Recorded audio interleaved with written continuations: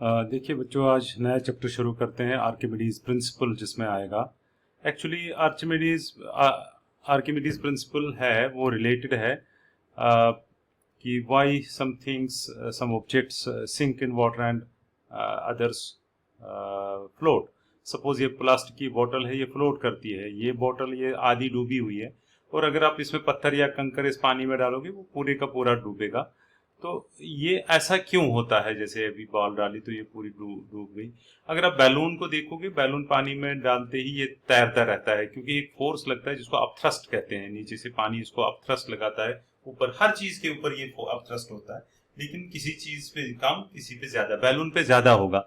अगर आप इसको डुबोने की कोशिश करोगे, ऊपर से फोर्स अप्लाई करोगे, फोर्स हटाते ही अपथ्रस्ट इतना ज्यादा है कि ऊपर और की ओर इसको खींचेगा। तो एक बैलून के ऊपर दो फोर्सेस होते हैं, एक तो इसका वेट जो नीचे की ओर इसको लाने की कोशिश करता है, और नीचे से अपथ्रस्ट जो ऊपर की ओर लेने की कोशिश करता है। दो में से जो ज्यादा, अगर इसका वजन ज्यादा हो, अपथ्रस्ट कम हो, तो ये डूबेगा। अगर नीचे वाला अपवर्ड फोर्स जो अपथ्रस्ट है वो ज्यादा होगा तो तैरेगा। अब लोहे का कील पानी में डालते ही, लोहे का कील तो पानी में डूब जाएगा, लेकिन यही लोहे का जहाज अगर बनाओगे और काफी भारी, इससे वो तैरता है। ऐसा क्यों? क्योंकि लोहा जो है वो एक ऐसी शेप लोहे की होती है कि वो बना होता है ऐसे मॉलिक्यूल से कि ये कम से कम जगह घेरे। इस लोहे का एरिया वॉल्यूम बहुत कम बनाया जाता है। अब इसी लोहे को अगर पीट पीट के हम बोट जैसी बनाएं, फिर पानी पे आस्ता आस्ता डालें, तो वो तैरना शुरू होगा। इसका क्या अर्थ हुआ कि ये जो लोहे का कील है ये पानी के कम वॉल्यूम को डिस्प्लेस करता है। यानी जब पानी में डालें तो बहुत कम पानी इधर उधर होता होगा, पर जो ही इसी लोहे से बना हुआ जहाज ये इतने सारे पानी को डिस्प्लेस करता होगा, ज्यादा पानी को। इसलिए जब ज्यादा पानी को डिस्प्लेस करेगा तो ये अपथ्रस्ट है, ज्यादा मिलेगी इसको।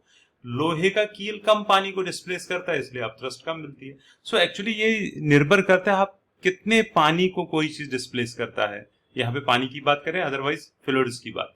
वॉल्यूम निर्भर करता है। एक तो ये अपथ्रस्ट किस पे निर्भर करती है? एक वॉल्यूम पे, यानी पानी में डालती कितनी जगह गिरेगा। आपने देखा अभी बैलून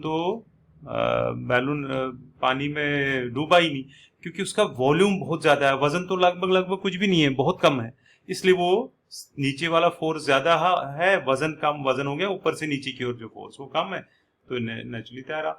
अच्छा, ये अपथ्रस्ट जो फोर्स पानी जो किसी चीज को ऊपर की ओर धक्का मारता है, वो निर्भर करते हैं एक तो वॉल्यूम पे। वॉल्यूम ज्यादा हो तो अपथ्रस्ट ज्यादा।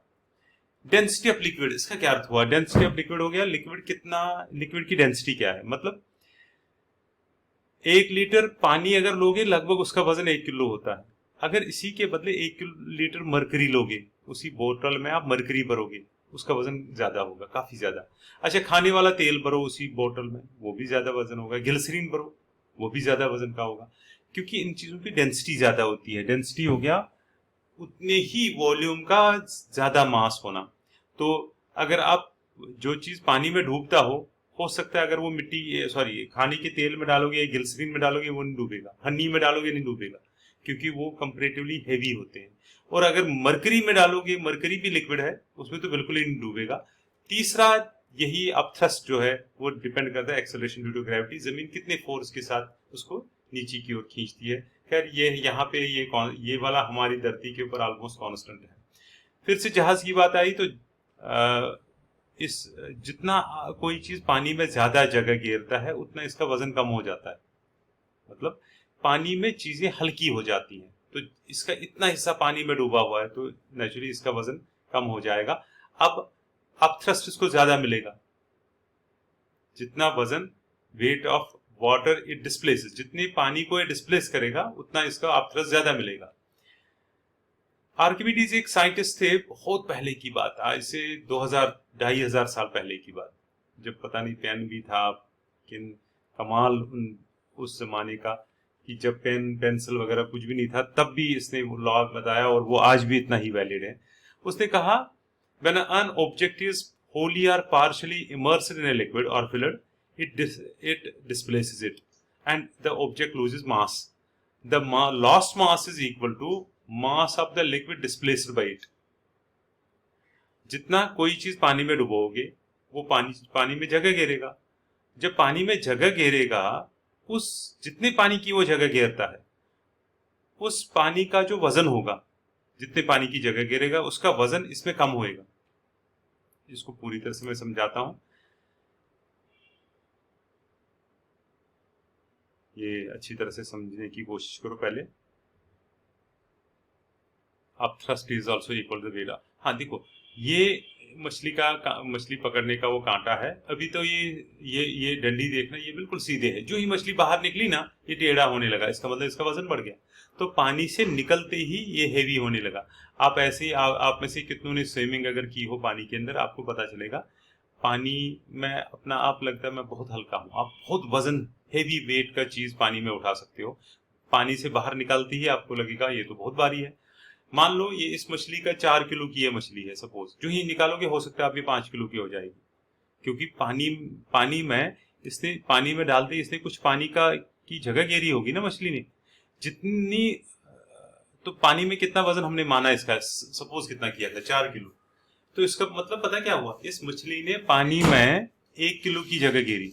मतलब जो इसका वॉल्यूम है, अगर इतनी ही बोतल, एक बिल्कुल इसी बराबर बोतल एक उसमें पानी भरे, उसमें 1 लीटर पानी आएगा, 1 किलो का पानी आएगा। सो जितना ये जगह घेरेगी पानी में डालती, जितने पानी को हटाएगी, उसका वजन 1 किलो होना चाहिए। तभी इसके असली वजन 5 किलो में से वो 1 किलो कम होगा, तो इसका 4 ही किलो वजन रहा पानी के अंदर। इसलिए जितना बड़ा कोई चीज होगा, ज्यादा बड़ा होगा तो पानी में ज्यादा जगह घेरेगा, तो उतना ही उसका वजन कम होगा। तो जब वजन कम हो गया तो वो आप थ्रस्ट बराबर मिलेगी, तो वो ऊपर तैरता रहेगा।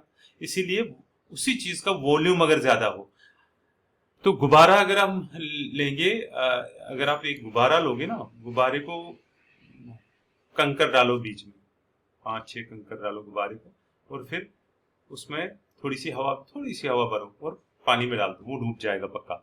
लेकिन उसी गुब्बारे में अब आप हवा भरो और फिर वही कंकर अंदर ही रखो, अब वो कंकर के समेत तैरेगा। क्यों ऐसा? क्योंकि आपने जब वॉल्यूम उसका बढ़ाया, गुब्बारे का वॉल्यूम जब बड़ा कर दिया, तो अब ये पानी में ज्यादा पानी की जगह घेरेगा। नेचुरली अब थ्रस्ट ज्यादा मिलेगी, उसका वजन कम हो जाएगा, बहुत कम हो जाएगा। जितनी पानी की में जगह घेरेगा वो बैलून, उतना वजन कम होएगा। तो वजन कम होने से वेट कम हुआ, अब थ्रस्ट बराबर मिला, तो वो तैरता रहेगा। सो यही ये समझा रहा है कि 1 किलो जो है वो कम हो जाएगा इस मछली के, तो 1 किलो का आप थ्रस्ट इसको मिलेगा। तभी जब बाहर आते ही ये 5 किलो की हो जाएगी, नहीं तो नीचे 4 किलो होगी। यही हालत होती है जहाज की। जहाज को जब पानी में डूबता है थोड़ा सा, तो ये पानी को डिस्प्लेस करता होगा, इधर उधर पानी को फेंकता होगा, तो उस पानी का वजन इसमें कम होता है। ये जो टेक्निक है इसका, आर्किमिडीज प्रिंसिपल का, इसका बहुत यूज है प्रैक्टिकल लाइफ में। आपको पता होना चाहिए। एक होता है लैक्टोमीटर हो गया, जिससे दूध की डेंसिटी, दूध में मिलावट तो नहीं है, तो डेंसिटी चेक की जाती है। क्योंकि उस लैक्टोमीटर ऐसा ही कुछ होता है, वो जब उसको दूध में डालते हैं ना, दूध की डेंसिटी होती है, तो दूध को वो डिस्प्लेस करेगा, तो ये ज्यादा हल्का होगा, तो ये तैरता रहता है। किसी से बहुत ज्यादा नहीं डूबेगा, क्योंकि अब थ्रस्ट मिलेगा उस एक पॉइंट तक, मान लो यहां तक डूबा। उसके बाद अगर आप साफ पानी में डालोगे तो ज्यादा डूबेगा। तो आपको पता चलेगा कि अगर आपको पता है प्योर दूध में ये कहां तक डूबना चाहिए, और इम्प्योर दूध में कहां तक डूबना चाहिए, या पानी में कहां तक डूबना चाहिए, उस हिसाब से आप इसको ये बता सकते हो। ये देखिए, ये हमने इस बर्तन में हमने प्योर दूध रखा, एक इस बीकर में, दूसरा बीकर रखा, इसमें प्योर पानी रखा। इसमें दूध में मलाई, फैट वैट, वो क्रीम होता है, वो बटर होता है, तो ये हेवी कंपेरेटिवली। अगर इसका भी वहीं तक लेंगे दूध और वहीं तक लेंगे पानी, दूध का वजन ज्यादा होगा क्योंकि इसकी डेंसिटी ज्यादा है। अब आप एक लैक्टोमीटर लोगे। लैक्टोमीटर कुछ ऐसा होता है, टेस्ट ट्यूब जैसा, ऊपर से नीचे कुछ इस तरह से होता है, इसमें मरकरी लटकी होती है, और फिर यहाँ पे लंबी सी थर्मामीटर की तरह एक ट्यूब जैसा होता है। ठीक है, आपने ये लैक्टोमीटर इसमें डालना है।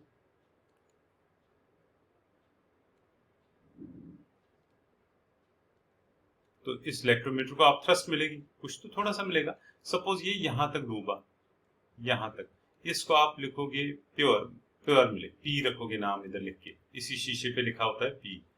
अब आप यही डालोगे पानी में, मुझे ये बताओ, यहाँ पे अब थ्रस्ट ज्यादा मिलेगा क्योंकि ये पानी को दूध को डिस्प्लेस करेगा, लेकिन दूध गाढ़ा होता है, उसका वजन ज्यादा होता है, डेंसिटी ज्यादा, तो वो ज्यादा अब थ्रस्ट देगा, उस डिस्प्लेस्ड पानी का वजन ज्यादा होगा या दूध का वजन ज्यादा होगा, तो इसलिए इसको ये कम ही डूबेगा, इसमें बहुत ज्यादा डूबेगा नीचे तक।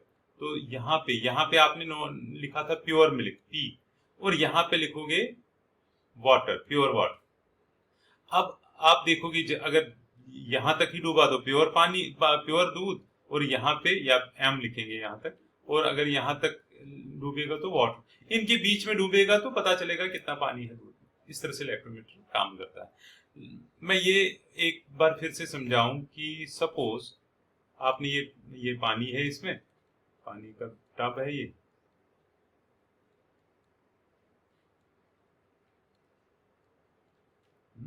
इस पानी के टब में आपने सपोज ये पत्थर डाला। अच्छा ये नहीं, थोड़ा सा अलग देखिए, आपके पास एक पानी का गिलास है पूरा टॉप तक भरा हुआ, बिल्कुल इसमें कुछ भी जगह नहीं है, और ये एक थाली में रखा हुआ है, थाली खाली है।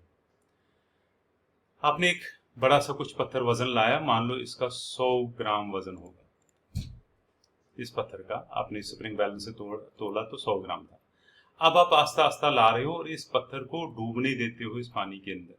तो ये मैं मिटा के इसको दिखाऊंगा कि ये डूब रहा है पानी के अंदर।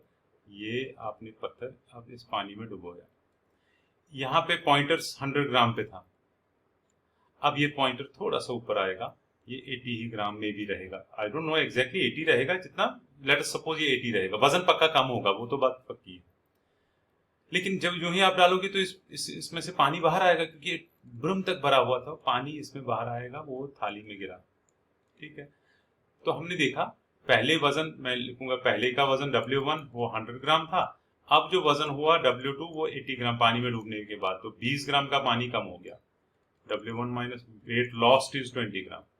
अच्छा, जो ये पानी गिरा इस थाली में, ये हमने जमा किया और इसका भी वजन किया।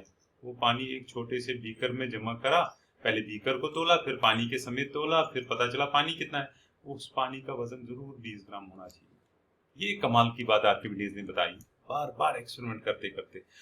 तो अब आपको समझ में आया होगा कि when an object is immersed in a liquid और a fluid, it loses weight, that weight lost, ये weight lost is equal to the weight of the water displaced by it. जितने पानी की ये जगह घेरे, डिस्प्लेस करेंगे ना पानी को। अब ये डिस्प्लेस नहीं है कि पानी बाहर फेंके, ये भी हो सकता है कि आपने यहाँ पे ये बीकर लिया था, इसमें पानी भरा हुआ था यहीं तक, मगर यहीं तक पानी भरा हुआ था, तो आप जब इसमें वो पत्थर डुबोगे, हो सकता है पानी इतना आ गया ऊपर और इतना आया, अब पानी यहाँ तक आया, तो ये जो बड़ा पानी का वॉल्यूम, यही तो है डिस्प्लेस्ड।